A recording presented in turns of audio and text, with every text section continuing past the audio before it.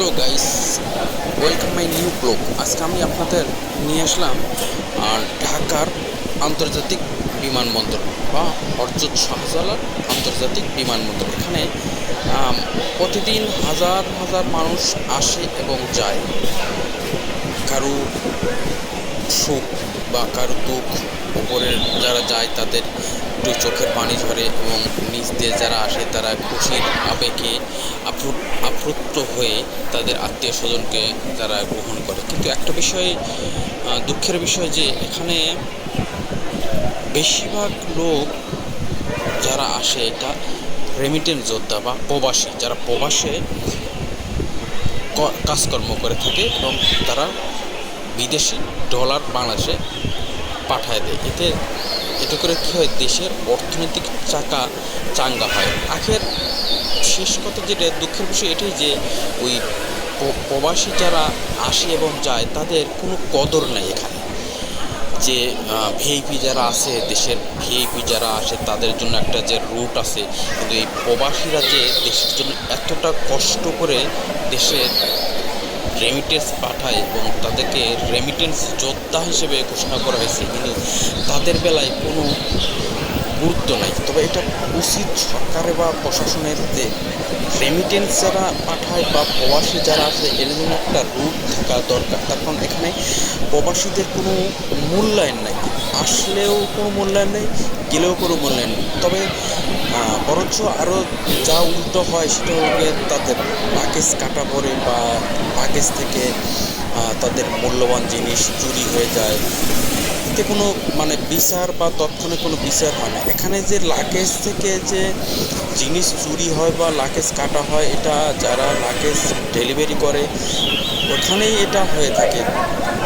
তবে ওখানে শত শত সিসি ক্যামেরা থাকার পরও এটা কেন যেন একটা প্রশাসনের নজরের বাহিরে চলে যায়, বা তারা যে এত বছরের পর বছর এত কষ্ট করে যখন বাড়ি ফিরে আত্মীয় স্বজনের জন্য জিনিসপত্র আনে বা শখ করে কোনো জিনিস আনে, সেটা যদি সেই দেশের মাটিতে জন্মভূমির বাংলাদেশে আসেই যদি হারিয়ে যায়, তবে এখানে দুঃখের কোনো শেষ থাকে না। তার কারণ পৃথিবী ঘুরে আসলো, পৃথিবী জয় করে আসলো, পৃথিবী রোজগার করে দেশের মাটিতে যখন দেশের মাটিতে পা রাখলো তখনই দেখা যায় যে তার মূল্যবান জিনিসটা আর নেই। তবে এটা বড় দুঃখের বিষয়।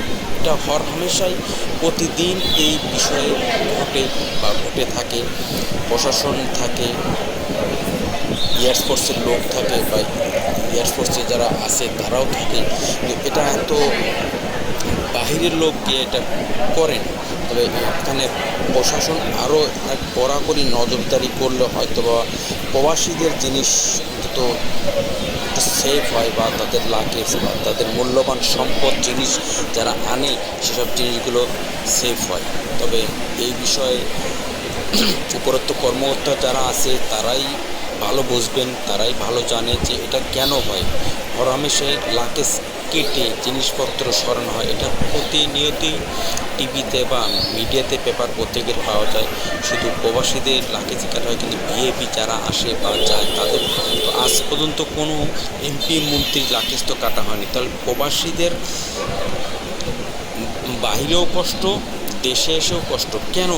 এটা কেন হয়? এটা সরকারি দপ্তর উপর মহলের থেকে এই এয়ারপোর্টে কড়াকড়ি আইন করা যথাযোগ্য দরকার, তাছাড়া এটা বন্ধ হবে না। বিশেষ করে আমি বলতে চাই যে প্রবাসীরা যে আসা যাওয়া করে এটা একটা রুট থাকা দরকার। তার কারণ প্রবাসীরা আসা যাওয়ার যে একটা তারা সবসময় অবহেলিত, কিন্তু তারা যে তাদের অবদানটা বাংলাদেশে দিয়ে রাখে বা এখনও প্রচলিত আছে যে যে শক্তি ডলার, এটাই বাংলাদেশকে এখনও সচল করে রাখে। কিন্তু সচল করে রাখে যারা সচল করে বা যারা সচল করে দিচ্ছে তাদেরকে তো যথাযথ মর্যাদা রাষ্ট্রপক্ষের থেকে তারা প্রাপ্য। তো এটা কেন করা হয় না বা কেন করে না এটা আমি আমার ক্ষুদ্র জ্ঞানে আমি জানি না। তবে আমি প্রায় যাই এয়ারপোর্টে, প্রায় গিয়ে দেখি এই রকম থাকে বা এরকমই হয়। কিন্তু ভিআইপি যারা আসে বা কোনো দেশের এমপি মন্ত্রী গেলেও যে একটা রুট থাকে, প্রবাসীরা সেইভাবে কোনো এতটুকুও তাদের জন্য নাই। এটা খুব দুঃখের বিষয়, এটা খুব দুঃখের বিষয় যে, তবে যাই হোক, আমি আমার এই ব্লগটাকে আজকে করেছি, আমি আর এই ব্লগটাকে দীর্ঘায়িত করব না। এয়ারপোর্টে যেহেতু এসব ঘটে বা আমি চোখে পড়ে, তাই আমি এই ব্লগটা আজকে করেছি। তো আপনারা সহমত হলে আমাকে কমেন্টে জানাবেন, যদি আরও কোনো ভুল ত্রুটি হয় বা কোনো খুঁত আপনারা খুঁজে পান আমাকে কমেন্টে জানাবেন। এবং আমার চ্যানেলে যদি নতুন হয়ে থাকে অবশ্যই সাবস্ক্রাইব করে পাশে থাকবেন এবং আমাকে আরও গ্রো করার জন্য সহযোগিতা করবেন, এবং আগামীতে আরও ভালো ব্লগ যেন আপনাদের সামনে নিয়ে আসতে পারি, সেই কামনায় আমি আপনাদের কাছে আমার চ্যানেলের জন্য সাবস্ক্রাইবের জন্য আবেদন জানাই। তো আপনারা নতুন হলে আমার চ্যানেলকে সাবস্ক্রাইব করে পাশে থাকবেন। তবে এটাই আমার আজকের ব্লগের শেষের নাম হবে যে প্রবাসীদের জন্য একটা রুট থাকা দরকার। ভিআইপি যারা আছে তাদের জন্য যেরকম রুট আছে, প্রবাসীর জন্য একটা রুট থাকা দরকার। ধন্যবাদ, দেখা হবে পরের ভিডিওতে। খোদা হাফেজ।